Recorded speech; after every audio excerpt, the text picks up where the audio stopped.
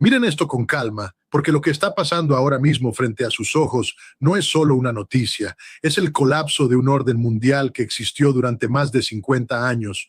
Los Emiratos Árabes Unidos acaban de abandonar la OPEP y no se fueron en silencio. Se fueron en medio de una guerra, en medio del mayor shock energético que este planeta ha visto desde los años 70 y en medio de una fractura entre los países del Golfo que ya no tiene marcha atrás. Y mientras todo eso ocurre allá en el Medio Oriente, aquí mismo en el hemisferio occidental, Canadá está emergiendo silenciosamente como el proveedor de petróleo más confiable del mundo. ¿Coincidencia? No, esto es geopolítica en acción. Esto es el mundo reorganizándose ante nuestros ojos. Y si usted quiere entender a dónde va el poder, a dónde va el dinero y qué significa todo esto para los Estados Unidos y para su familia, necesita entender exactamente lo que está pasando. Porque detrás de cada decisión que tomaron los Emiratos hay décadas de tensión acumulada, traición entre aliados y una apuesta estratégica que va mucho más allá del petróleo. Y detrás de la historia de Canadá hay una realidad que Washington lleva años ignorando, pero que ahora no puede evitar ver. Los Emiratos Árabes Unidos anunciaron el 28 de abril del 2026 que se retiraban de la OPEP y de la OPEP Plus con vigencia a partir del 1 de mayo. Esto no fue un accidente, no fue una decisión tomada a la ligera, fue el resultado de años, décadas de fricción acumulada entre Abu Dhabi y Riad. Y para entender por qué esto importa tanto, hay que entender primero lo que la OPEP siempre representó, no solo como un cartel petrolero, sino como una forma de soberanía colectiva árabe. Durante generaciones, la OPEP fue el instrumento a través del cual los países productores de petróleo podían hablar con una sola voz al mundo occidental. Era más que cuotas de producción y precios de barril. Era la capacidad de decirle al mundo industrializado, nosotros controlamos el grifo. Y eso era poder real, poder tangible, poder que se sentía en cada gasolinera de Los Ángeles, Chicago y Miami. Pero ese poder siempre dependió de algo fundamental, que los miembros del cartel se mantuvieran unidos. Y esa unidad se rompió. Desde la invasión de Ucrania, la OPEP Plus fue percibida en Washington como un instrumento al servicio de una disciplina de precios que convergía objetivamente con los intereses rusos, manteniendo los ingresos petroleros que financiaban la guerra. La administración Trump lo dijo explícitamente, y eso puso a los Emiratos en una posición incómoda, porque Abu Dhabi necesitaba el apoyo estratégico de Washington, especialmente después de que Irán comenzó a atacar directamente territorio e infraestructura emiratí durante la guerra. Al elegir la libertad de producción, Abu Dhabi envió una señal de distanciamiento de esa arquitectura geopolítica cuyo valor en Washington era inmediatamente legible. Al hacer eso, los Emiratos hicieron una elección que va mucho más allá de la política energética.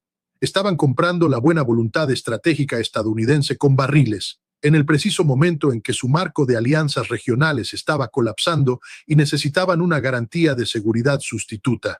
Piénsenlo bien, esto no es una decisión técnica sobre cuotas de producción. Esto es un pequeño país del Golfo diciéndole a Arabia Saudita, ya no somos socios, y diciéndole a Washington, estamos de tu lado.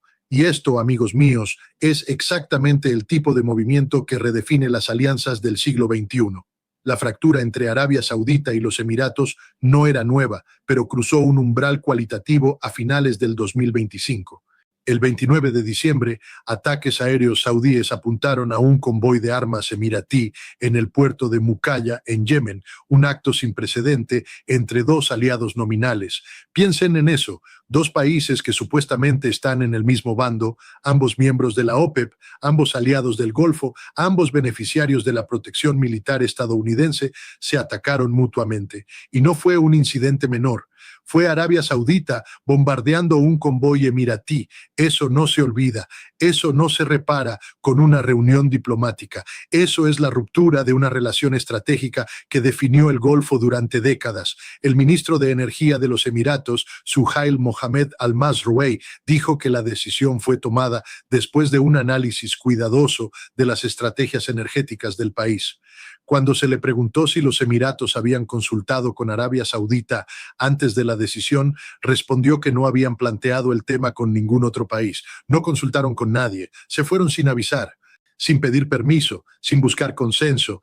Eso les dice todo lo que necesitan saber sobre el estado actual de las relaciones entre estas dos naciones que supuestamente deberían ser las piedras angulares de la estabilidad regional en el Golfo. Y ahora consideren el contexto geopolítico más amplio. El tráfico de envíos a través del Estrecho de Hormuz, uno de los puntos de control marítimo más importantes para el comercio mundial de energía, ha sido en gran parte bloqueado por Irán desde el 28 de febrero del 2026, cuando los Estados Unidos e Israel lanzaron una guerra aérea contra Irán y asesinaron a su líder supremo Ali Khamenei. En represalia, Irán cerró el estrecho, y no es un cierre simbólico, es un cierre real, con minas marinas, con ataques a buques, con amenazas directas a cualquier embarcación que intente pasar. La guerra de 2026 con Irán, incluyendo el cierre del estrecho de Hormuz, ha llevado a lo que la Agencia Internacional de Energía ha caracterizado como la mayor interrupción del suministro en la historia del mercado mundial del petróleo. La mayor en la historia. No la mayor de esta década. No la mayor desde la crisis del petróleo de los años 70. La mayor en toda la historia del mercado petrolero mundial. Y estamos viviendo eso ahora mismo, en tiempo real. Los déficits de suministro de petróleo crudo se estiman en alrededor de 12 millones de barriles por día, mientras el estrecho de Hormuz permanece estrangulado, lo que resulta en una escasez global de suministro que se acerca a los 400 millones de barriles. 400 millones de barriles de déficit. Eso no es una cifra abstracta. Eso se traduce en precios de gasolina que ya llegaron a $4 el galón en los Estados Unidos en marzo, con proyecciones que apuntan a $5 si el estrecho no se reabría para mediados de abril. Los precios del combustible en toda América del Norte han subido significativamente y el combustible de aviación en América del Norte ha subido un 95% desde que comenzó la guerra, lo que ha llevado a múltiples aerolíneas a aumentar los precios del equipaje. ¿Lo sienten? Eso ya llegó a sus bolsillos, eso ya llegó a la gasolinera de su barrio. Y aquí es donde la historia se pone verdaderamente interesante, porque mientras el Medio Oriente arde, mientras la OPEP se desintegra, mientras Arabia Saudita y los Emiratos se miran con desconfianza, y mientras el estrecho de Hormuz permanece convertido en una zona de guerra, hay un país que está emergiendo como la alternativa más sólida, más segura y más confiable del mundo para el suministro global de petróleo. Y ese país está justo al norte de ustedes. El sector energético canadiense podría ver un aumento en la demanda y los funcionarios federales están posicionando a Canadá como un faro de estabilidad durante un momento impredecible. Eso no es retórica política, eso es una realidad estratégica. Canadá tiene petróleo que no pasa por el estrecho de Hormuz. Canadá tiene petróleo que no depende de rutas marítimas a través de zonas de guerra. Canadá tiene petróleo que no está sujeto a las tensiones sectarias del Golfo, ni a los caprichos de un cartel que se está derrumbando, ni a las amenazas militares de una guardia revolucionaria islámica con minas en el agua. El CEO de Trans Mountain Corp, Mark Mackey, que participó en la conferencia CERAWeek en Houston, dijo: ciertamente los eventos de las últimas semanas han puesto un gran foco sobre Canadá como fuente confiable de energía. Canadá es un gran exportador de energía y puede tener un impacto global mucho mayor del que ha tenido históricamente. Y tienen razón, porque lo que está pasando ahora no es temporal. Esto no es una crisis que se resuelve en semanas. Este es un reordenamiento estructural del mercado global de energía que tomará años, posiblemente décadas, en estabilizarse. La Asia Pacific Foundation of Canada dijo en un despacho reciente: la infraestructura que ahora está avanzando en aprobaciones definirá la seguridad energética asiática por décadas. Las decisiones tomadas en 2026-2027 bloquearán los patrones de suministro hasta los años 2070. Están hablando de decisiones que se están tomando ahora mismo, hoy, que definirán quién controla el suministro energético del mundo durante los próximos 50 años. 50 años. Y Canadá está en el centro de esa conversación, pero entiendan algo fundamental sobre lo que significa la salida de los Emiratos de la OPEP para el futuro del cartel. Perder un miembro con 4.8 millones de barriles por día de capacidad y con la ambición de producir más le quita una herramienta real de las manos al grupo. Con la demanda acercándose a su pico, el cálculo para los productores con barriles de bajo costo está cambiando rápidamente y esperar su turno dentro de un sistema de cuotas empieza a aparecer como dejar dinero sobre la mesa, según el jefe de análisis geopolítico de Rystad Energy. Y eso es exactamente el tipo de pensamiento que va a infectar a otros miembros de la OPEP. Si los Emiratos pueden irse y producir lo que quieran, ¿por qué no lo harán los iraquíes, los kazajos, los nigerianos? La OPEP fue construida sobre la disciplina colectiva y cuando esa disciplina se rompe, el cartel pierde su razón de ser. Analistas de Eurasia Group dijeron que dejar la OPEP alinearía aún más a los Emiratos con la política estadounidense y que es una victoria para la Casa Blanca, que ha estado presionando a los productores regionales para que abandonen el grupo y maximicen la producción de petróleo con el fin de bajar los precios. Y aquí vemos la mano de Trump en todo esto, porque Trump ha sido explícito. No quiere un cartel que controle los precios del petróleo, no quiere un sistema de cuotas que mantenga los precios artificialmente altos. Quiere producción máxima, precios bajos y a sus aliados del Golfo produciendo tanto como puedan. Y los Emiratos acaban de darle exactamente eso. Pero ahí está la ironía profunda de esta historia, porque al mismo tiempo que Washington celebra el debilitamiento de la OPEP y la alineación de Abu Dhabi con sus intereses, el propio mercado global está mostrando cuán vulnerable sigue siendo la economía estadounidense a los shocks energéticos del Medio Oriente. Los precios del gas han subido 1.16 dólares por galón en los Estados Unidos desde el inicio de la guerra, con precios que se esperaba llegaran a 5 dólares por galón si el estrecho de Hormuz no se abría para mediados de abril. Eso es lo que pasa cuando el 20% del petróleo mundial desaparece del mercado. No importa cuánto produzca Texas o Dakota del Norte, el mercado petrolero es global y cuando el Golfo estornuda, América estornuda también. Es por eso que la historia de Canadá es tan importante, porque Canadá no es solo un proveedor alternativo. Canadá es la encarnación del concepto de seguridad energética para el hemisferio occidental. El petróleo canadiense no pasa por el Medio Oriente, tiene regulaciones ambientales más fuertes que los productores no democráticos como Qatar y Rusia y está en mayor proximidad a Europa que potencias energéticas como los Estados Unidos y Venezuela.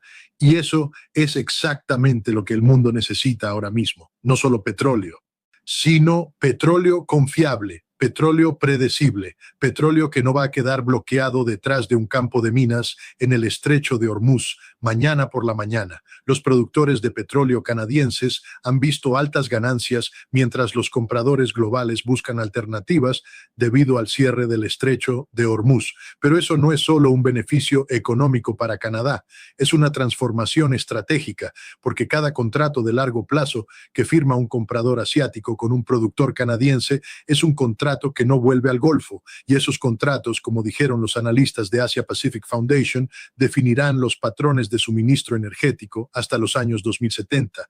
La guerra de Irán parece haber terminado con un acuerdo que ni abre completamente el estrecho de Hormuz, ni lo mantiene completamente cerrado. Las dudas persistentes sobre el Golfo Pérsico como fuente de energía para Europa y Asia, especialmente si Irán logra cobrar peajes por el paso, podrían ser buenas noticias para el petróleo y el gas canadiense, y esa incertidumbre es permanente ahora, no importa lo que digan los diplomáticos, no importa cuántos acuerdos de alto al fuego se firmen, la pregunta que se hace todo comprador de energía del mundo ahora mismo es, ¿puedo depender del Golfo en una crisis? Y la respuesta honesta, después de lo que hemos visto en los últimos meses, es no. Ese es el legado real de esta guerra, no el resultado militar, no los números de bajas, no cuántos misiles destruyeron cuántas instalaciones nucleares. El legado real es que el mundo vio con sus propios ojos cuán frágil es el suministro energético cuando una sola potencia regional decide cerrar un estrecho de 54 kilómetros de ancho. Y esa imagen no se va a borrar de la memoria colectiva de los ministros de energía, de los directores de empresas petroleras y de los líderes políticos que tienen que responder ante sus ciudadanos cuando los precios del combustible se disparan. Y mientras todo esto ocurre, hay que entender el significado más profundo de la salida emiratí de la OPEP, porque no es solo una decisión energética, es la muerte de una idea, La idea de que los países árabes productores de petróleo podían hablar con una sola voz, actuar con una sola estrategia y proteger sus intereses colectivos frente al mundo occidental. Esa idea nació en 1960, sobrevivió guerras, revoluciones, boicots y colapsos de precios, pero no sobrevivió la guerra de 2026, no sobrevivió los ataques saudíes contra convoyes emiratíes en Yemen, no sobrevivió el cierre iraní del estrecho, que afectó también a los países del Golfo que supuestamente eran víctimas de Irán. La salida de los Emiratos podría debilitar al grupo, que generalmente ha buscado presentar un frente unido a pesar de los desacuerdos internos sobre una variedad de temas, desde la geopolítica hasta las cuotas de producción. El retiro podría también liberar a los Emiratos para aumentar su producción una vez que las exportaciones a través del Golfo se reanuden, ya que ya no estarían gobernados por las cuotas de la OPEP. Y eso es precisamente lo que Washington quería: más petróleo en el mercado, precios más bajos y un debilitamiento de la influencia de Arabia Saudita sobre el cartel. Pero aquí viene la pregunta que nadie está haciendo en los medios convencionales. Si la OPEP se debilita, si Arabia Saudita pierde su capacidad de controlar los precios y si los Emiratos empiezan a producir libremente, ¿qué pasa con la estabilidad financiera de esos países? Porque Arabia Saudita necesita un precio mínimo de alrededor de $80 por barril para equilibrar su presupuesto nacional. Los saudíes han construido toda su visión económica, el famoso Vision 2030, sobre la premisa de que los ingresos petroleros seguirán siendo sustanciales. Si el mercado se inunda y los precios caen, toda esa arquitectura financiera se tambalea, y una Arabia Saudita con problemas financieros es una Arabia Saudita políticamente inestable. Y eso, a su vez, es un problema para los Estados Unidos, que tiene bases militares allí, que tiene intereses de seguridad críticos en la región y que ha garantizado la seguridad saudí durante décadas. ¿Ven el dilema? Washington quiere petróleo barato, pero petróleo demasiado barato derrumba a sus aliados del Golfo. Es una contradicción que el sistema nunca ha resuelto del todo y que ahora está más expuesta que nunca. Y por eso, una vez más, Canadá emerge como la alternativa más racional. Productores establecidos y emergentes, como los Estados Unidos, Brasil, Canadá y Guyana, están posicionados para ganar con el renovado enfoque en la seguridad energética y la diversificación del suministro. Pero de todos esos países, Canadá tiene la ventaja única de la proximidad geográfica a los Estados Unidos, la estabilidad política de una democracia madura y la infraestructura necesaria para conectar su producción con los mercados globales a través del Pacífico. Lo que está pasando no es accidental, es la consecuencia lógica de décadas de dependencia energética del Medio Oriente, de un sistema de seguridad que nunca fue tan estable como parecía y de una arquitectura geopolítica que dependía de que actores profundamente contradictorios como Arabia Saudita y los Emiratos, como Irán y sus vecinos, como Estados Unidos y la OPEP, actuaran racionalmente y en sus propios intereses a largo plazo. Esa arquitectura se está derrumbando y en su lugar está emergiendo algo nuevo. Algo que todavía no tiene nombre completo, pero que tiene una dirección clara hacia el hemisferio occidental, hacia la seguridad, hacia la previsibilidad y hacia un orden energético donde el control no dependa de quién tiene minas en un estrecho. El mundo que conocíamos, donde marcabas el precio del petróleo en Riad y el mundo entero escuchaba, ya terminó.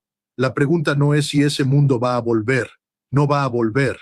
La pregunta es, ¿quién va a llenar ese vacío? Y las señales apuntan claramente al norte.